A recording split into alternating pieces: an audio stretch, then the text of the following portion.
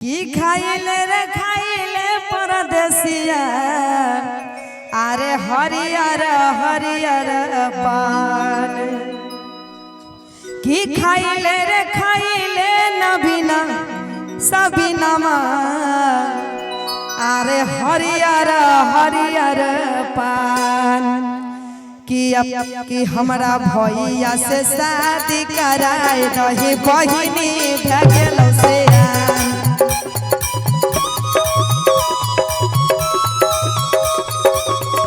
हरे खाइले दिल खुशवा हरियर हरियर पान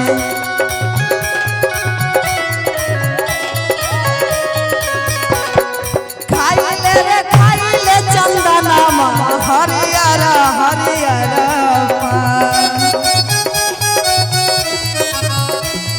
आज आप लोग जाने हरे खाइले नीतीशवा हरियर हरियर पान। एक मिनट कहेंगे अरे खाइले चंदनमा हरियर हरियर पान। अरे रोसाना से शादी कराए दही बहिनी भगल सियान कुंदन से शादी कराए दही बहिनी भगल सियान। ओहो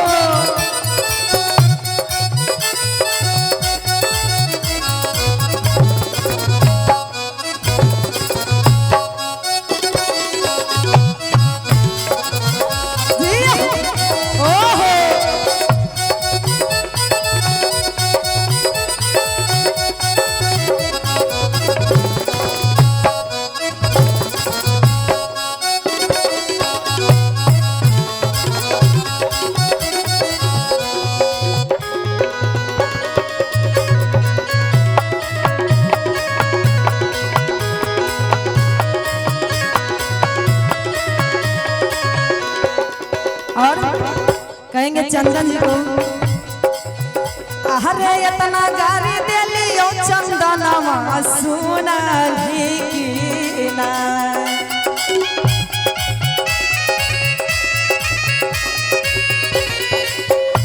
अरे इतना गारी दे लियो चंदनमा सुना ही की ना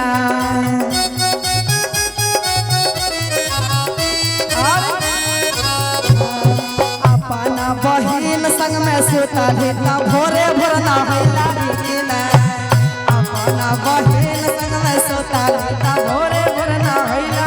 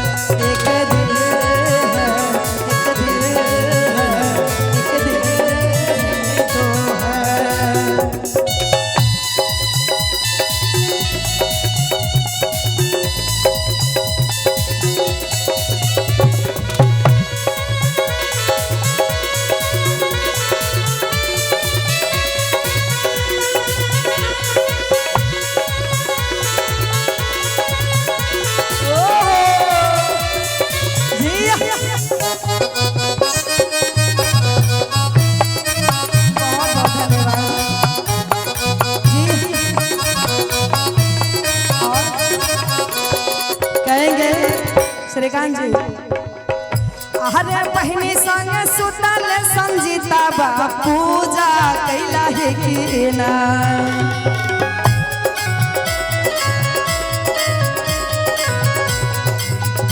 अरे बहिनी संग सुतल जे जइया पूजा कैला है कि ना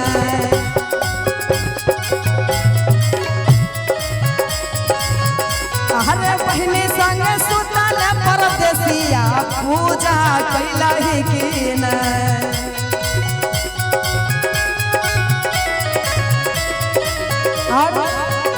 अरे सांझ के बेरिया घर में अगरबत्ती देखैला ही कि ना सांझ के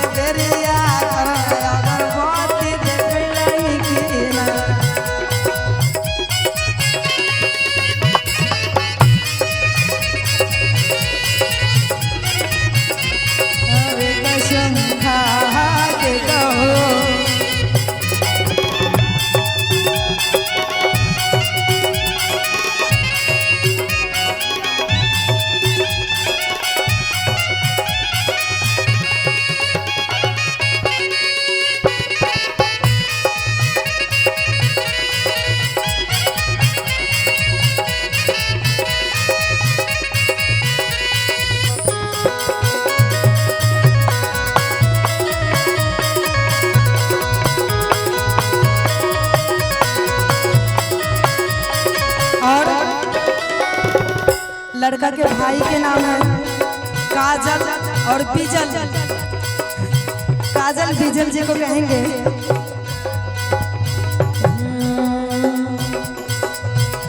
अरे बहिनी के तोरा रे काजलवा गरम भेल छौ बाजारे।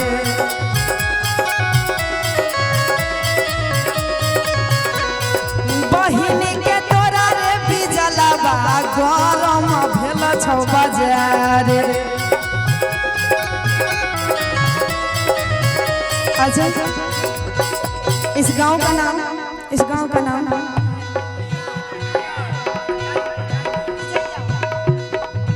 समझ रहे